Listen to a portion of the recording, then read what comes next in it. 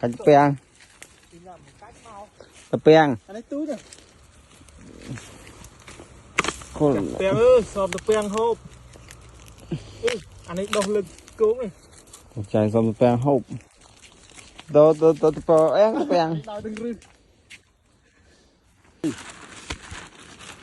Người hú thấy người hú nó quý đó, nhưng như tập lấy xe nhông.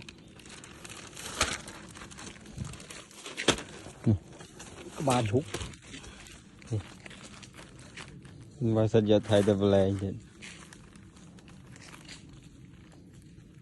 Thấy từng ngón mình. Ui, chim mặt. Mà sao giờ thấy thành châm? Thấy tập peang đau chán nữa này. Nó mốc lòng. Pi đi rồi, pi. Tôi tập peang không ai nhưng mà sạch quá. Thì tập co lên căn máu tôi muốn cái mặt rồi.